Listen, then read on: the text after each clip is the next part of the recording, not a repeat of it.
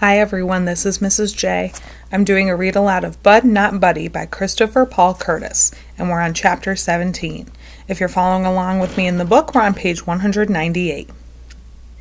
I held up the mop so that it was floating on top of the water in the bucket.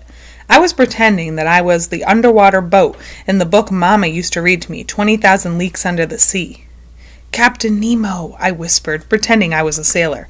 "Aye, matey. The squabs were only able to plug 10,000 of the leaks we have, and that means we have 10,000 left, and dadgummit, I think we're going down with all hands on board." I looked up to make sure no one was watching me too close. The dusky devastators of the Depression were still putting their instruments onto the stage, waiting for Miss Thomas and Mr. Jimmy and Hermione Calloway.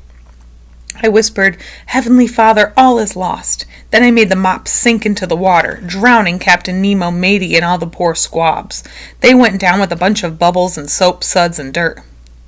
I know Hermione Calloway was trying to work me like a dog, but he was doing a real bad job at it. I already wiped down the tables and chairs in the log cabin, and now I was going back to clear the mop floor for the second time. It was a piece of cake. The bucket even had one of those top things on it that you could use to wring the mop out. And Hermione Calloway didn't even know how much fun I was having. Making somebody work hard isn't as easy as it looks. Some folks are just good at it, and some folks aren't.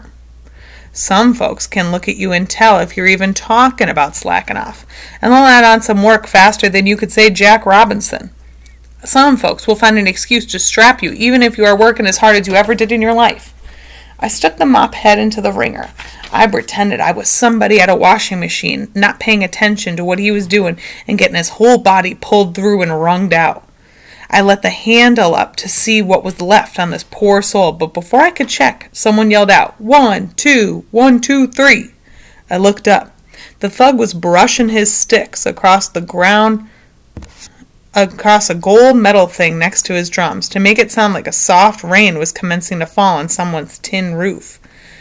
Instead of sounding like rain splashing any time it wanted to be, the thug had it sounding like it was coming down in a steady bouncing way. Then Dirty Deed started making the piano sound like it was kind of like a drum. For a second it fell right in with the rain paths that the thug was making, and then it took off and made you think of what Niagara Falls must sound like. It sounded like big, bright drops of water splashing up and all over. The drops would fall loud and clear as anything, and then before you knew it, they were right back in the thug's steady bouncing beat. Steady Eddie started snapping his fingers real soft, in time with the piano and drum, his toothpick jumping right along with his fingers. He put his axe in his mouth and blew, but instead of the horn making music, it seemed like Steady made it talk. He blew one long, low, rumbling sound, and I knew right then, with one deep, sad moan, what the most beautiful sound in the world was. Steady held the note for a long time, and then made the sax drift away from the rest of the storm of music. It swirled and floated back, and then joined the rain sound that the thug and Dirty Deed kept going. I just stood there. I didn't even hear Miss Thomas and Mr. Jimmy and Hermione Calloway come up behind me. Miss Thomas rubbed her hand across my head and said, "Bud, you've done a great job. This place is sparkling." I was going to say thank you, ma'am, but it seemed like talking was wrong with all these wonderful sounds that were coming from the people on the stage. Mr. Jimmy said, "La bonne, looking good, son." Hermione Calloway grunted, and the three of them all walked up onto the stage. Mr. Jimmy picked up his horn and joined in the storm. Miss Thomas sat on a stool and closed her eyes and ducked her head up and down, up and down. Hermione Calloway stood next to his giant fiddle and started bobbing his head too. He put one of his hands near the top of the fiddle and began pulling at the strings with the other hand.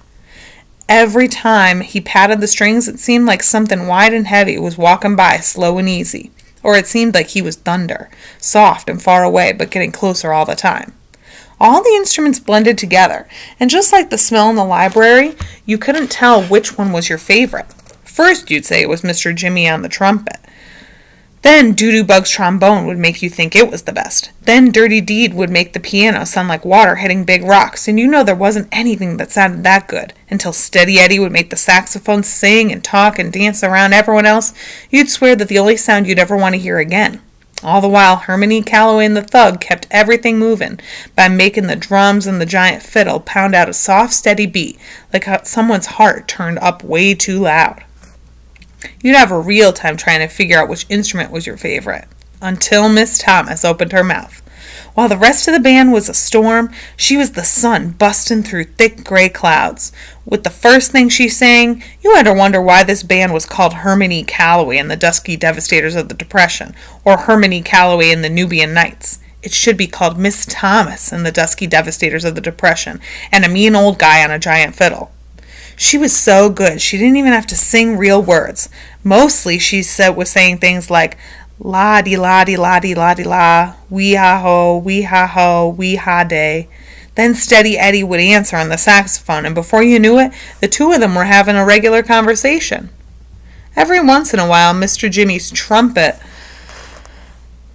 would come in and put in his 2 cents worth in, and then it would fade away. All the instruments took turns to interrupt the conversation, but in the end it was Miss Thomas's voice and steady saxophone doing the talking that you really wanted to listen to. Finally, Miss Thomas did a bunch more doody-doody-doody-bahs, and Steady answered. And then just when you thought you could understand this language they were talking, Miss Thomas broke out in American, and she sang. We haven't met since then, G, but it's nice to see you again, she said. Nice to see you again. And the storm was over. The last thing you could hear was the rain from the thug and the thunder from Herman E. Calloway getting farther and farther away, like the storm had gone and blowed itself over into the next country. Then it was dead quiet. I let the mop fall onto the floor and clapped as loud as I could say wow. Miss Thomas stood up and did one of those curtsy bows. I clapped louder. I could see now why this band had to have 6 exclamation points behind their name.